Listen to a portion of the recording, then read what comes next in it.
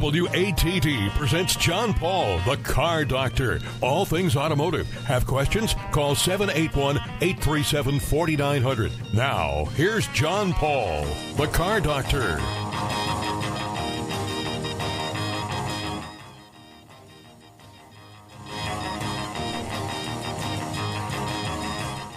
And good Sunday morning, everyone, and welcome to another edition of the Car Doctor program on 95.9 WATD. Everything good in the studio there, Jesse? Oh, it's just perfect. All right, good. How's the studio remodel coming, by the way? A lot faster than I thought it would. They're actually making some progress. Well, that's good. That's good because I understand there's all brand new electronics going, so all kinds of new stuff to learn how to use. So that should be exciting, right? Yeah, it'll be another flawless show, as usual.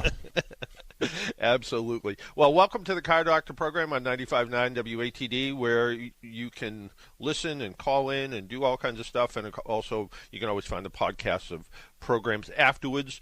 I answered a question one day about somebody asked me if I liked electric cars, what's the deal? It seems like I talk about them, and then I talk about cars that make 1,000 horsepower, and I said I like everything with wheels on it. In fact, I'm starting to become a fan of e-bikes and e-bikes, electric bicycles. I've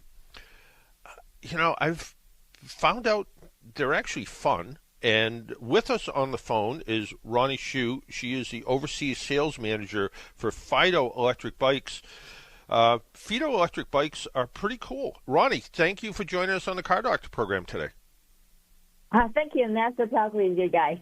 Thank you, Paul. Well, it's this is a bicycle company that I hadn't heard of before, and you have some pretty amazing bicycles. One of the first ones that I saw was the compact folding bicycle that had an incredibly long range, and you could fold it up and you could wheel it into your apartment if you wanted to. Yeah. Did you mean the Fiido X? Yes. Yes. Actually, I can explain why we have a so good design, because recently I just visited a lot of the dealers in America, and everybody told me with your words, because everybody likes the construction design. As I said, our founder is our CTO, so he focused on the electric bike industry for more than 8 years. He will scan all the customer needs from the forum, from the Facebook, from the Instagram. Everybody saying about e-bags, he will make some remember, and we will, based on all the electric bag rider needs, to design our bag. So our best folding bag Fiido X is very good product. We launched in 2021 and got German IF Industrial Design Awards and crowdfunded over 1.5 million USD in Indiegogo. So for now, we already sell many years for this bag, but this bag is very unique for us, and especially we designed the seat battery module by ourselves. We cannot change the industry because in before some battery will settle down in the frame, but this time we just change the battery module into the seat pouch, so it will be more neat and more polished for a folding bag. Yeah. One of the things that I looked at when I look at bicycles, I look at bicycles almost like I look at cars. I look at how well they're constructed. And one of the first thing I noticed was how good the welding was, how good the paint quality was. Just it's compared to some other ones, especially other bicycles that I've seen, other e-bikes I've seen at some of the big department stores. The quality just seems much better. The company really pays attention to how well the bikes are put together and how they're constructed, and also how easy they are to assemble when they show up in a big box. Yeah, actually, for the riding, especially for this folding bag, we put more effort on the design. Sometimes the current technology not very popular for the whole how to say, the neat widening into one bag. So our owner just tried many times in our laboratory, and finally we got a good design and the polish and good widening for the Fiido eggs. And why our qualities look so good, because we do battery module by ourselves. Actually, in our factory, we have our own battery assembling module. We will buy each cell from the company, and we will do some tests if this cell is fully charged. So if this qualify, we will combine in our factory. It means every Fiido e-bag, the battery module is really fully charged and will meet the real range. So, this is the part of our quality. How to say? It's part of our quality. And it sounds like quality is sort of one of the key things in the company, and you've come out with this multi-function bike, the T2 bike, and that one's brand new, and that one really seems like I just wrote a review about it, and it really seems like for a lot of people it could take the place of a car in a lot of places, because it could be used for delivery service, it could be used for running errands. It's that long tail design, so extended wheelbase design, and and you could easily mount like saddlebags on it or a box on the back of it. Looks like if you were somebody who was delivering food through Uber Eats or DoorDash, you could easily do it on this type of bicycle. And it might, for some people, it might actually, depending on weather conditions and all, it might actually take the place of a second vehicle in a household. Sorry, can you repeat your question again? Just the idea that this T2 bike could possibly take the place of a second vehicle in someone's household. Of course. Yeah, of course. It's really a good, actually, when we talk electric bag is like kind of the part of the I know imagination is MACC. Actually, this intelligent transportation. So whatever the car and the bag is part of the intelligent city transportation method. So it will become a future of the people transportation, and the electric bike will be the most popular in the future, because the long range and effortless and friendly environment. So especially go back to T2. T2 kind of meet our current target market, because a lot of people need a cargo bag. They need to ship their food, or they need to transportation some goods from their house, and especially they will send their children to school. So T2 is good design for it. We just enlarge the back seat, so there can be keys on the back seat.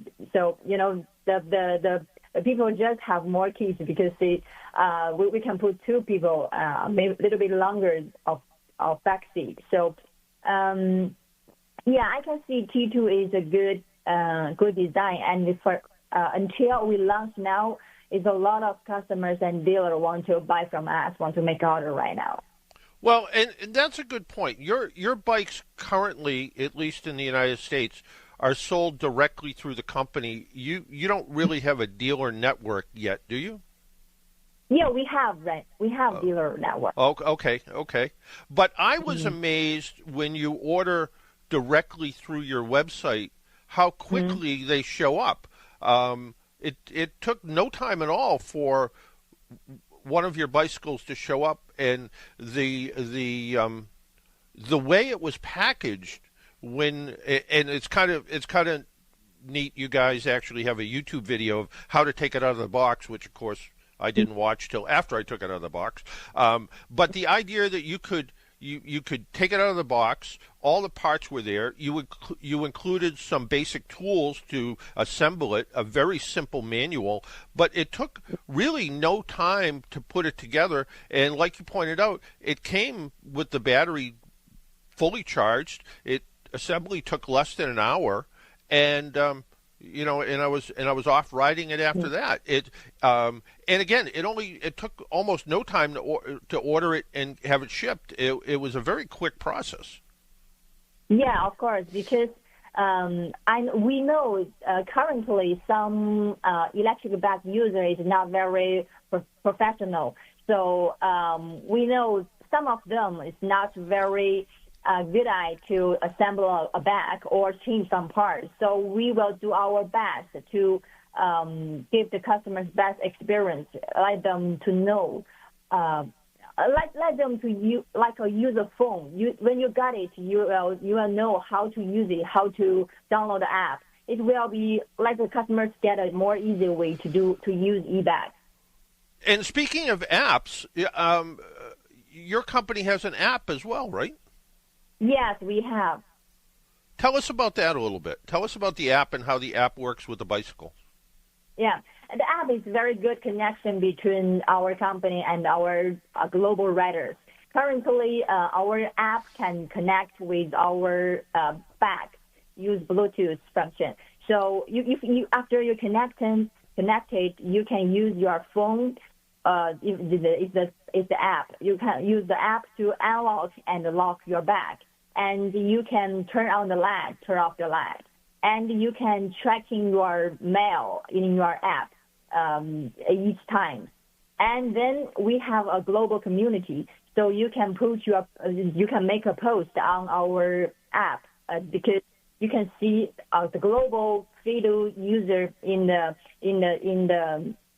community. Everybody can talk. Everybody can share their bike, their photo, and their opinion. And then in the future, we will connect with our bags to make some discount coupon.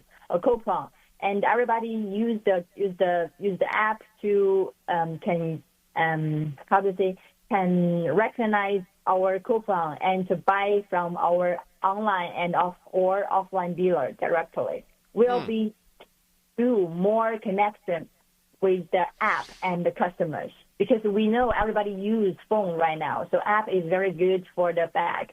Even except the app, we have our own watch as well. Watch is a little bit same function with traditional watch. You can check your heart rate and other data in your watch, and then you can use your watch to open your bag and close your bag, open the light, and checking the mail as well. Yeah. No, the bikes, the other thing I liked about the bikes, and I'm a car person, not a bike person, but I recognize things like the Shimano derailleurs, which are a quality product. The seats are a quality seat, and just the idea that it has hydraulic style disc brakes was very impressive because this is unlike the rim mounted brakes. The hydraulic disc brakes work really well when it's wet weather out. So it becomes much more of an all-season type of bicycle. I don't know that I would ride it in the snow, but I think if you were out somewhere and doing an errand, at least you know that your bike is going to stop well because of the type of brake system in it. Yeah. Because use this very qualified component is very good. It's very important for us because this kind of the part of the quality control. We need to control. We need to confirm especially the brake. It's very important for the customer's safety. So in this part, we will put more attention to solving all the Shimano, and our model is Mivax, and brake is the trick. Like you said, it's very important for us to make sure the bike safety for our user. We all from the user point to design the bike. Like you said, you are a car person, not the bike person. Me too. I have driven my car more than 10 years, but especially from current city transportation situation, is a lot of traffic jam, and especially the car is not very friendly for the environment. So when I found the electric bike, it's really good design. Electric bike will give you more less hurt about your knees, because conventional bike will need more effort to riding, but electric bike will give you less effort, and you can go to long range. So it's a little bit can replace the car in some miles. Will get you more fun, and you can stop everywhere. The stop car is really difficult thing. Yeah, absolutely. And before we let you go, you folks just came out with a new lightweight bicycle, a lightweight e-bike that is made out of carbon fiber. Is that right? Yeah. We already launched our new carbon bike in our website. Model name is C31. I think it's really good design because a lot of the back specialists, they are really like this design, and the carbon is the frame, and the back strap of the back is really light, and the ride is smooth. Yeah, and that for people that want to bring their bikes, up stairs or something, having a lightweight bike is easier. But going back to the original bike we talked about, the folding bike, once it's folded, it wheels pretty easily, and you could easily bring it inside a building without any problem. Again, you guys thought this out pretty well, and the folding bike is an ideal bike for somebody who's going going camping or on a boat or something, and the boat is big enough where they can put a bicycle and bring their boat up to the dock and take the bike and go do some errands and get provisions and things like that. So you've sort of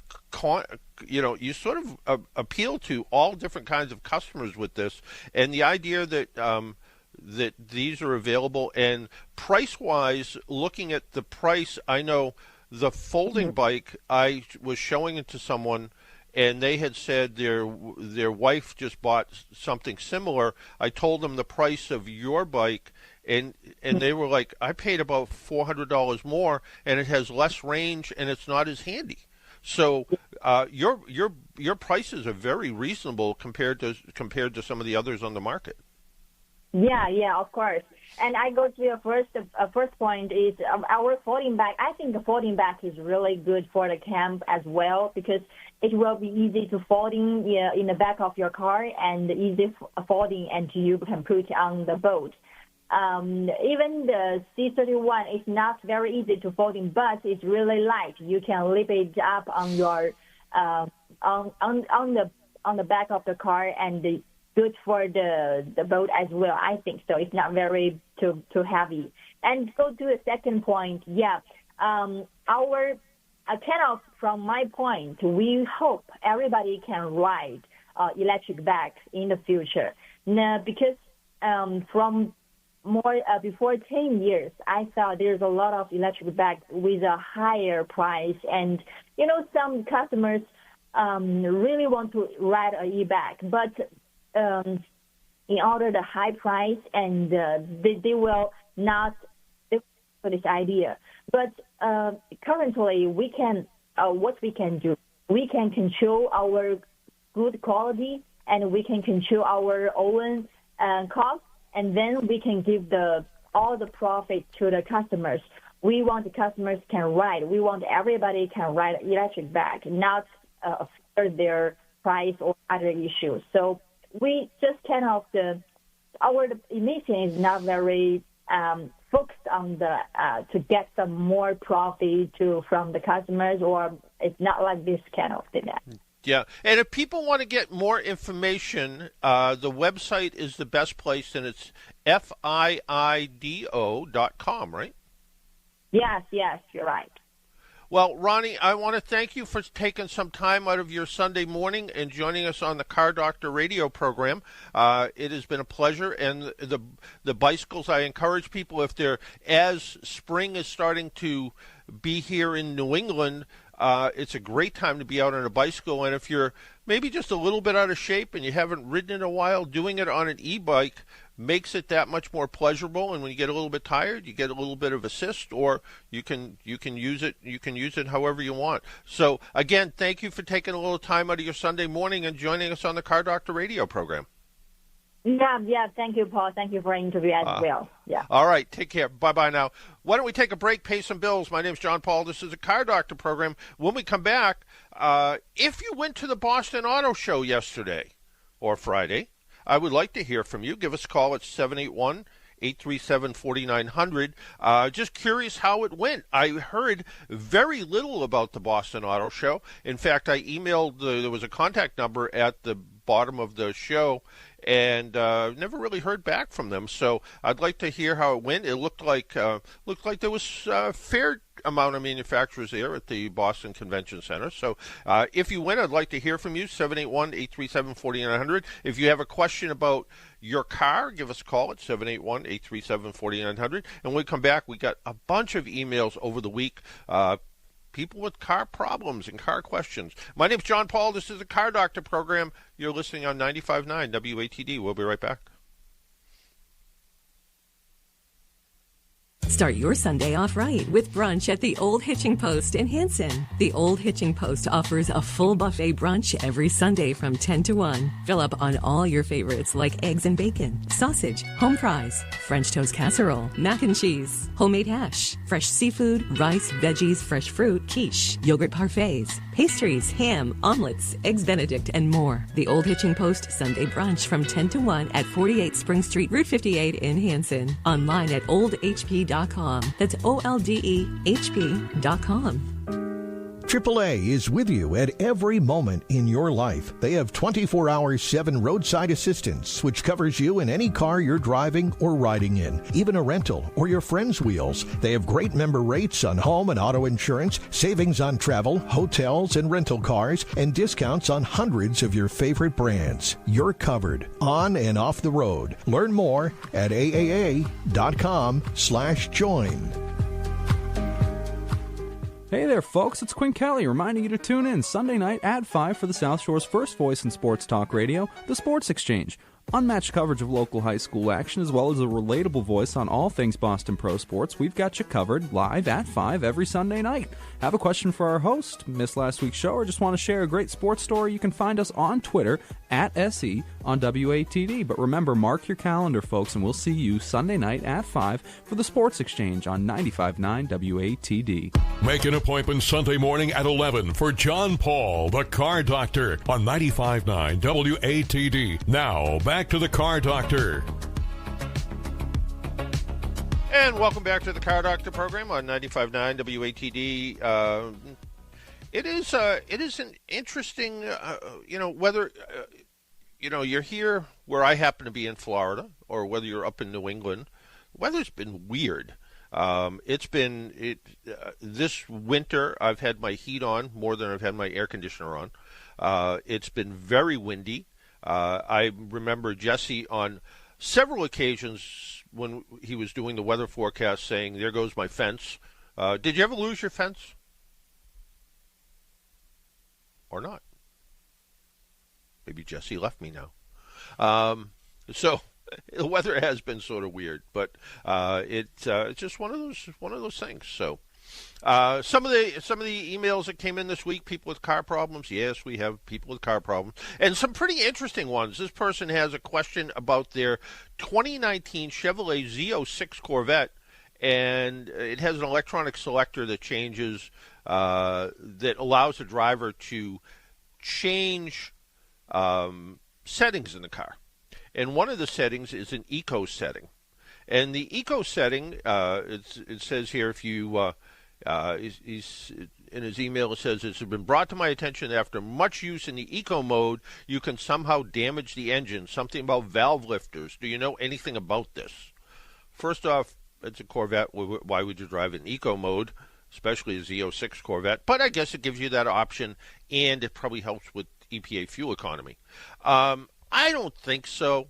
There are literally thousands and thousands of GM engines with displacement on demand, and that's what they call it, where hydraulically it shuts off some of the cylinders. So in this particular 8-cylinder engine, under a light load, it goes into 4-cylinder mode. So I suppose if you continually drove in that eco mode all the time, could it damage the valve lifters? Maybe, but you would have to be have kind of a feather touch on the gas pedal to have that happen. So I would say probably not. Yeah, I don't see it. And I did search all of GM technical bulletins and didn't find anything to indicate a problem. I did see a mention on a Corvette forum that people said, don't do this, you'll destroy the engine. But nobody could put out any fact about why this would happen. So I just got a text from a friend of mine, and he's kind of joking with me, but he says, I have a dead raccoon under my hood. What should I do? Remove your dead raccoon. That's what you should do. He stopped by to visit, and there was a dead raccoon. So hopefully it's not under his hood. But actually, when my wife went back up north for a week, she went and got the old Volkswagen that we leave up on Cape Cod, and she went to open the hood because it was on a battery tender. I keep the battery fully charged by keeping it on a battery tender. And she went to open the hood, and some seeds and stuff fell off from under the hood. So the first thing her and her sister did while they had the hood open was look around to make sure there was nothing nesting under there, dead raccoons or not. But, did a mouse or a mole or something decide to, that hood insulation looks like a good place to make a nest? Well, fortunately it was a temporary home at best, I guess, and there was no chewed up wires or anything like that can sometimes happen. So that's all good. Somebody else wrote to me and says, I have a 2017 Genesis G80, and this is kind of an interesting one. It's a 3.8 liter engine with all-wheel drive. About 4 years ago, the car was dead as a doornail, and they said the local Genesis dealer came to the house, picked up the car. They diagnosed the trouble as a bad battery, and as a goodwill courtesy, they replaced it at no charge. It's now 3 years later, and it's happened again. And it's sort of interesting that, the average life of a battery, I don't know where this person's really from, but the average life of a battery in New England is about 5 years on average. Sometimes you go longer, sometimes you go less. In hot weather climates, Arizona, Central Florida, places like that, we see battery life as short as 2 years. Although, that being said, the battery in our 2015 Volkswagen is now, I replaced it at the end of last year, and it was a 2015 car. Battery was put in 2014. So that battery was 9 years old. So what attributed the long battery life? I think having the car driven fairly regularly, which is always helpful. And secondly, having it on a battery maintainer. I happen to use, for the most part, battery tenders. And having it there, making sure the battery stays fully charged, I really think is what adds to the longevity of the battery. When batteries cycle from almost dead to almost full charge, and we saw a lot of that during the height of COVID, where people weren't driving their cars. They were leaving them for a month. Car wouldn't start, they get a jump start, it never really fully charged the battery up, and those batteries ended up being replaced. A lot of batteries were replaced with pretty short life. So yes, you can maintain the battery the best you can. And I've mentioned in the past that I have this little boat, a little small boat, and when I don't use the boat, when it's sitting at the dock not far from my house, I have a solar battery charger, a little solar panel that I leave out and hook it up to the battery. And I'm a little worried about it in one way, that it is sort of an unregulated power supply. When I hook it up and just put a voltmeter on it, it's about 17, 18, maybe all the way up to 19 volts. When I put it on the battery, it drops right down to like 14 volts. So the battery becomes the regulator for the solar panel. That's not my favorite way to do that, and it's probably because this is a fairly inexpensive solar panel charger.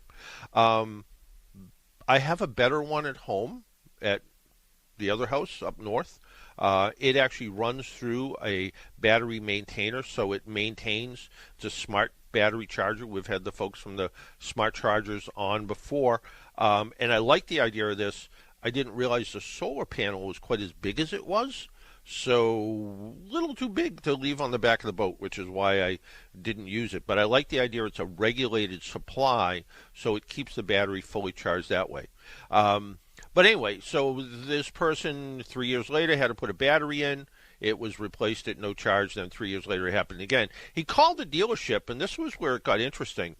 He was informed that they're no longer permitted to sell and service the Genesis branded vehicles. Well, it must have been a Hyundai dealership that also sold Genesis. And for whatever reason, maybe they didn't have the certified technicians or whatever the case is, they said they can't service their vehicle. I guess I find that a little bit odd, that providing they have essentially the same help, why couldn't they still work on it? I can understand if it was under warranty. Yeah, they couldn't do it because they no longer provide warranty, but why they couldn't work on it is sort of odd. If the same person works there, if, Jesse's in the shop and he worked on the car 3 years ago, why couldn't he work on it now? But who knows? Who knows what the real rules are? But their question is what they're really concerned about, because the Genesis has a lot of electronic features, is they're concerned about getting the battery replaced and making sure that that when the battery is disconnected, they won't lose all their custom settings that they've entered into the various computers over the last few years. So, seat memory, radio memory, things for the lane departure warning and correction devices, all that sort of stuff. So they want to know where to do that. And really, anybody should be able to do that, whether they use a type of battery memory device that some of them plug into the OBD port. So under the dash where you plug in, where they do a sticker, they plug into that port, or which those work most of the time, not all of the time. Or else you do what we do at work when we change a battery. We use our jump start box. Very simple. We attach the negative cable of the jump start box to some negative, some piece of metal under the hood, alternator bracket, someplace where you get a good ground. And then we take the positive cable and we attach it to the positive battery cable of the car.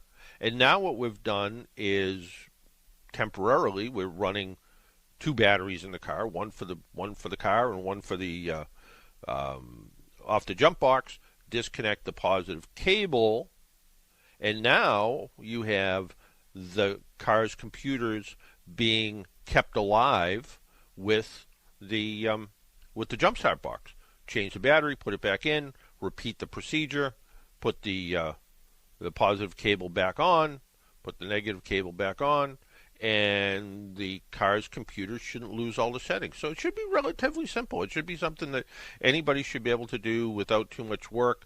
Takes a little bit more time because you want to make sure that you save all the memory functions that way. So a little bit more time. You do need some sort of battery jump start box or something to be able to do that.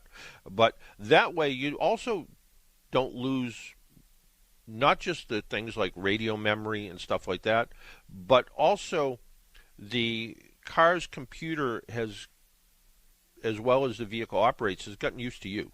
So when you disconnect the battery sometimes, you may even find that when you hook the battery back up, it doesn't start. It cranks over. Maybe it cranks over, it starts and it stalls, and you go, well, it's never stalled before. Well, the computer's relearning things. So it's relearning, well, okay, I started and it stalled. I need to raise the idle up so it stays idling properly. And there are times where you absolutely want to clear out the memory of the car. So maybe your car has this weird glitch where it's doing some funny stuff and it just doesn't run right. And I first read this with Honda vehicles, that if all of a sudden weird stuff starts to happen in the car, disconnect the battery, positive and negative cables, jumper those two cables together with either hold the two cable ends together or take a good heavy jumper lead, jumper them together, and what that will do is that will discharge any of the capacitors inside the electrical system. And then when you hook the battery back up, it's going to learn everything over and over from actually zero. This can be the case where today's transmissions are all computer controlled. You drive the car a certain way, you sell it, trade it in, whatever the case is.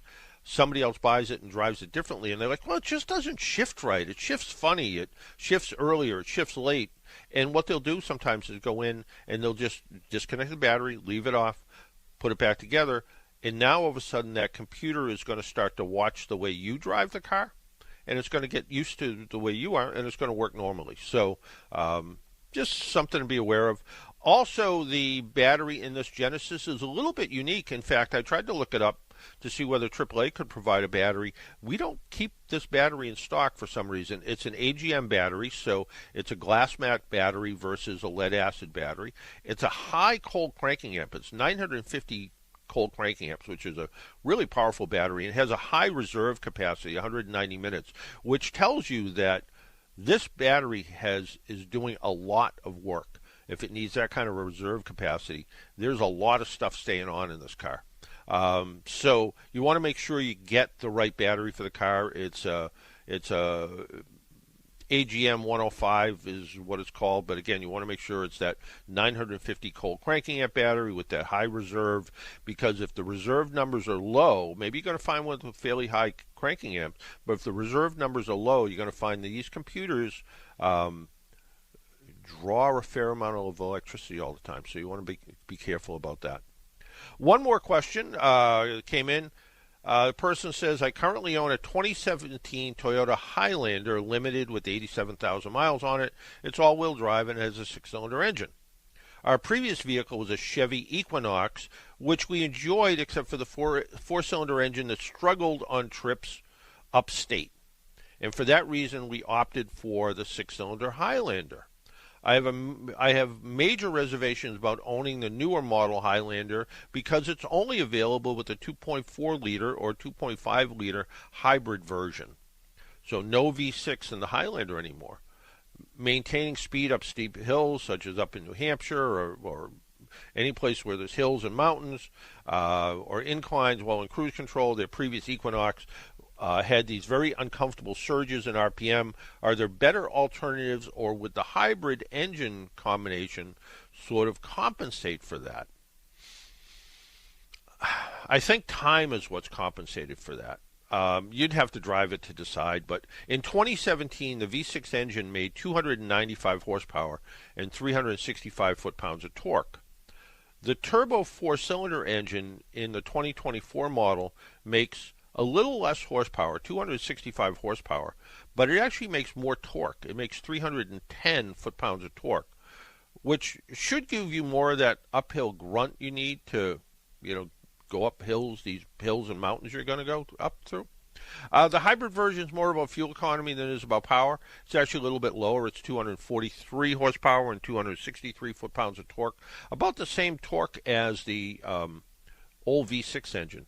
So I really think the turbo four-cylinder might be a good alternative to the V6. I remember the first turbo four-cylinder Toyota product that I drove, I just assumed it was a V6. I got out and opened the hood and counted spark plugs, and sure enough, it's a four-cylinder turbo. I was really impressed for it. As far as alternatives to the Highlander, Honda Pilot, always a good choice. Hyundai Palisade and Kia Telluride, which is everybody's darling SUV right now still. Those numbers probably more closely match the horsepower numbers of your 2017 Highlander. So the Telluride or the Palisade might be a good alternative to that.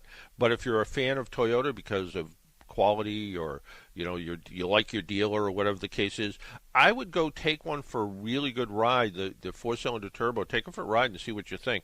Turbocharged engines are pretty phenomenal the way they work. The V6, turbocharged engine in some of the Ford trucks, for instance, way more powerful than the V8 engines they replaced, the 5-liter engines they replaced. A little bit better fuel economy, smoother performance. Real question is, over time, how are they going to last? No one really knows. I did get an email from somebody that had it was a F-150 with the twin-turbo V6 in it. No, it was a Ford Transit van with the twin-turbo V6 in it. And the timing chain failed, which happens when these get high miles on them. Had about 70,000, something like that on it. The chain failed. It broke at low speed. They are hoping it's okay. It won't be, by the way. And they said they tried to turn the engine with a breaker bar, and it wouldn't budge. It's broken. The only real way to know, pull the spark plugs out, pull the valve covers off, look and see if there's valves hung up. Chances are there probably are. And take the plugs out and take a borescope, one of those little things that you can look in and see a display on the screen.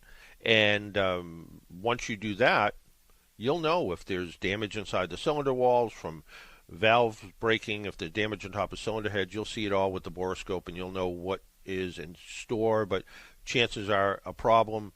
They also said, can I take a non-turbo engine and put it in this?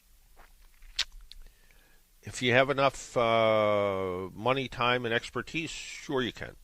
But it will, you have to keep in mind, you're going to have to change the whole computer system over, because the computer system's designed for this twin turbo, not for the the conventional aspirated one. So you're not going to be able to do that. So a couple things to keep in mind.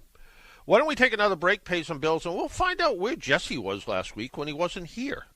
He was someplace else. Let's find out where he is. You listen to the Car Doctor program on 95.9 WATD. If you have a question or even a text, you can send us a text at 781-837-4900. We'll be right back. AAA is with you at every moment in your life. They have 24/7 roadside assistance, which covers you in any car you're driving or riding in, even a rental or your friend's wheels. They have great member rates on home and auto insurance, savings on travel, hotels, and rental cars, and discounts on hundreds of your favorite brands. You're covered on and off the road. Learn more at aaa.com/join. Start your Sunday off right with brunch at the Old Hitching Post in Hanson. The Old Hitching Post offers a full buffet brunch every Sunday from 10 to 1. Fill up on all your favorites like eggs and bacon, sausage, home fries, French toast casserole, mac and cheese, homemade hash, fresh seafood, rice, veggies, fresh fruit, quiche, yogurt parfaits, pastries, ham, omelets, eggs Benedict, and more. The Old Hitching Post Sunday brunch from 10 to 1 at 48 Spring Street, Route 58 in Hanson. Online at oldhp.com. That's OLDEHP.com. Registration for Massasoit's Fall 2024 semester is now open. Whether you are looking for a career certificate, an associate's degree, or just taking a few classes, Massasoit will take you closer to your goals. Benefit from more than 60 degree and certificate programs, experienced instructors, small class sizes, low tuition costs, and transferable courses. Enroll now for the fall semester at Massasoit Community College. Visit massasoit.edu. And be sure to tune in every Monday night at 9 for Massasoit Today on 95.9 WATD. Make an appointment Sunday morning at 11 for John Paul, the Car Doctor, on 95.9 WATD. Now, back to the Car Doctor. And welcome back to the Car Doctor program on 95.9 WATD. And Captain Keith, who sent me I got a dead raccoon under my hood, also said he has a Ford Explorer with the twin turbo V6 in it. He says the water pump's driven by the timing chains. The timing chains break or the water pump breaks and it becomes a disaster. You have to pull the engine. Absolutely. I kind of wonder sometimes. I was looking at a V6 engine in a Toyota 4Runner, and they put the starter under the intake manifold. Now, is it terrible to take the intake manifold off to get to the starter? It's not terrible, but it's not convenient by any means. So why would they? I guess in theory it sounds like a good idea. We'll run the water pump with the timing chain until it all breaks. And in fact, somebody else I know had that. Their water pump started to leak. They were on vacation. They weren't down in Plymouth. It's like $2,900 by the time they were done because they did the chains and all that stuff, and it gets really expensive. Let's talk to Walter in Weymouth. Walter, good morning. Walter. Yes, sir. Yes, sir. What can we do for you? Well, I was just wondering why we couldn't have electric cars. Most of them are coming in with all-electric battery. What's wrong with a 3-horsepower generator to generate your own power with gas or propane or whatever? How come they haven't come out with something like that? Well, there are some manufacturers who've sort of done something like that. The Chevrolet Volt, not the Bolt, the one with the V that they don't make anymore, that one had a 4-cylinder engine, and the 4-cylinder engine was essentially a generator. So what would happen is the car would have this electric battery, and you could drive, so many miles on electric. And when the battery discharged, the gasoline engine would kick in, and what it would do is it basically charged up the battery, and that's what kept it going forever and ever and ever until you ran out of gas. BMW had a little electric car. I think it was the i3, and it had a 2-cylinder gasoline engine in it that it did sort of the same thing. When you ran out of battery power, the gasoline engine would come on, and the gasoline engine would be a generator that would make enough electricity to put it back into the battery, and the battery would continue to run. It had a very small fuel tank. I think it only had a couple-gallon fuel tank, but it was enough. Yeah. It was enough to get you where you were going to go. I think the idea behind it is having the simplicity of, and we'll call it simple, an electric car that's purely electric that doesn't have a gasoline generator that has to rely on, compressed natural gas or gasoline or diesel or whatever the case is. Keep the pure electric ones pure electric and keep the hybrids. And plug-in hybrids sort of, they're kind of the same way. I mean, if you went out and bought a plug-in hybrid that had a 4-cylinder engine, you would go 30, 40, 50 miles on the battery, then it would act like a regular hybrid, and at the end of the day, you plug it back in, and you go 30, 40, 50 miles again on pure battery until you decided to plug it in again. So the idea is sort of there. I think the other issue might be that, electric cars, the technology is expensive, and then if they all of a sudden throw a generator in it, I have seen on the internet, so who knows if it's true or not, something like a Tesla with a big generator mounted on a trailer hitch behind the car. So it sounds kind of dumb and it looked kind of dumb, and I don't know if somebody did it just to get clicks on the internet or something. But I mean, it's certainly possible. The other thing is, some people say, why don't they make the whole top of the car out of solar panels, and that can charge the batteries up? You would have to make a really big solar panels for that to work. Yeah. So I mean, the possibility is there certainly to be able to do something like that. But I think right now companies like Tesla and Hyundai and Kia that have pretty successful electric cars, they want to keep the electrics pure electric, and if you want something different, go buy a hybrid or a plug-in hybrid.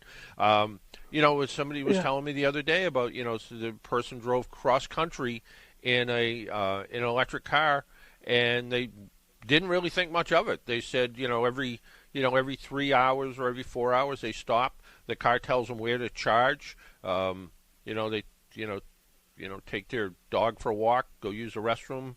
20 minutes later, the car's mostly charged back up and they're ready to go. Personally, I'm not ready for an electric car yet because, first off, I don't think I can afford the one I want.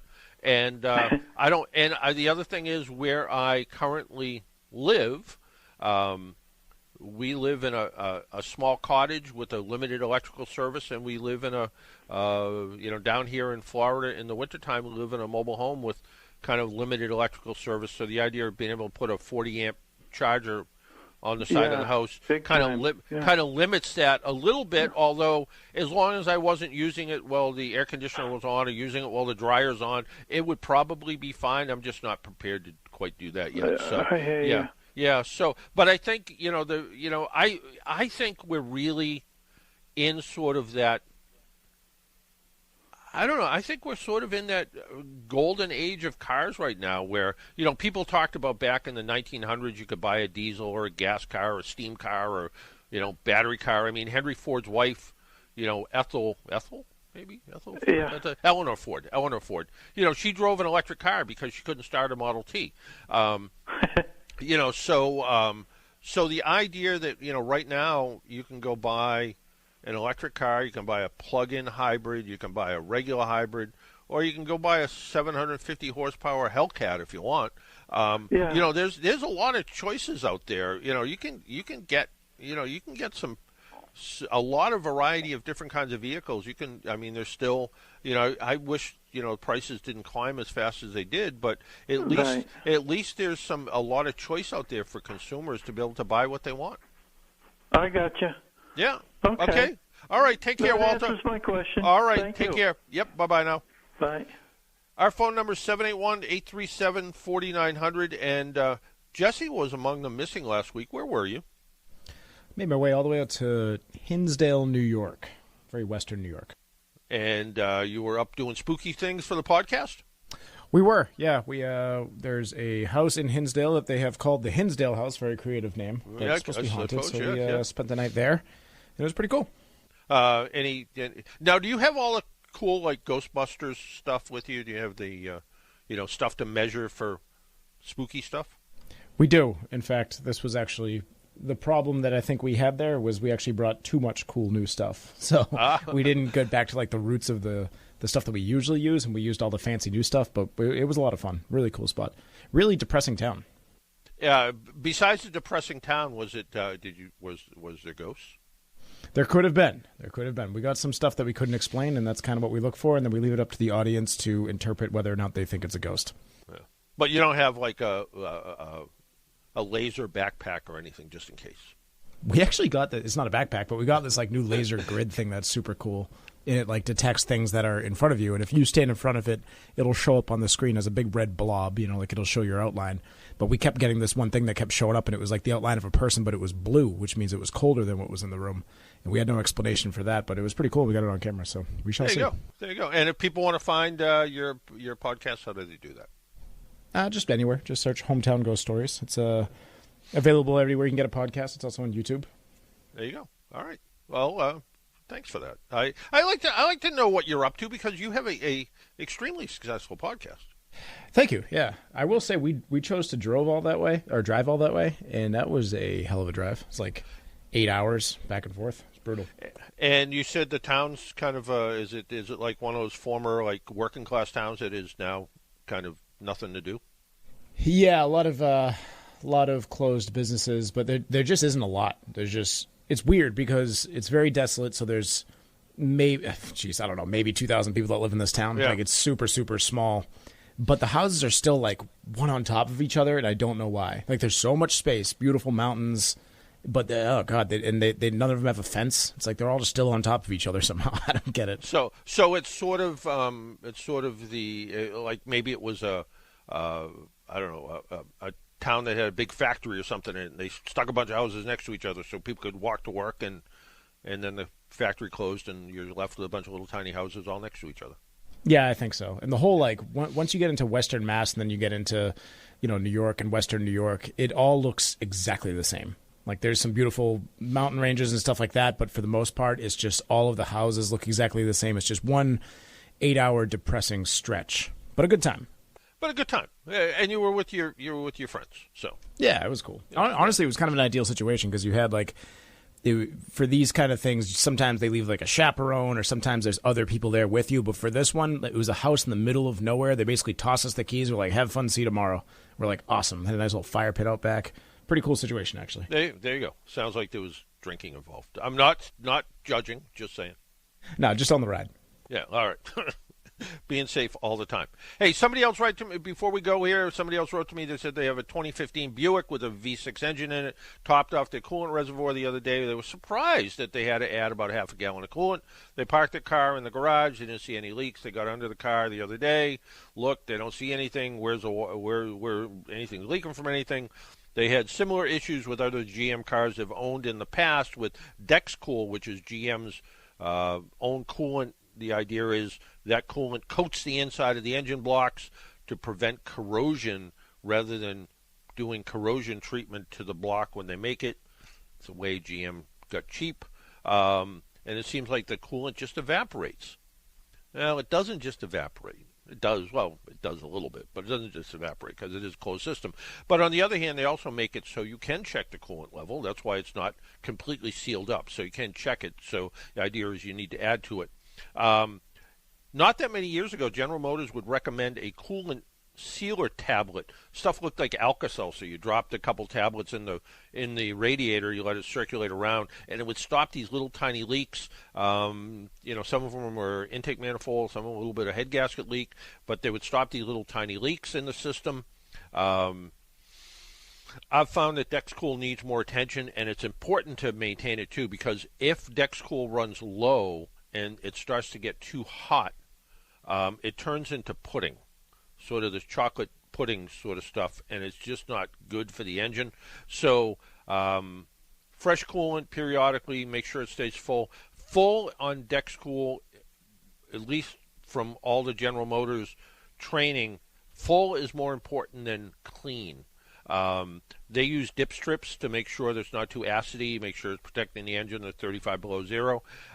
They are more concerned about how the level of the coolant than they are with, if it looks brownish, that's okay, according to the GM instructors that I talked to. So little bit, just maintain it, open the hood periodically, hopefully at engine oil changes, things like that. They also top off the coolant as necessary. Keep an eye on it. If you start to see it abnormally changing, so if you're changing the oil every 6 months and you go, I have to top off the coolant, add an ounce or 2 or 3, and all of a sudden it becomes I have to add half a gallon, then you got a leak, probably internal into the engine. If you don't see anything, they can add a dye to it, check it with an ultraviolet light, but that's about it. So there you go. Remember, if you want to get a hold of me during the week, best way to do that is jpaul, J-P-A-U-L, at aaanortheast.com. And if you want to listen to past programs, you can always go to the podcast. Just look up Car Doctor Radio on any of your podcast sites. I use 2 different site names, which Jesse tells me I shouldn't. I should only use one. One's on podcast.com, one's on Podbean.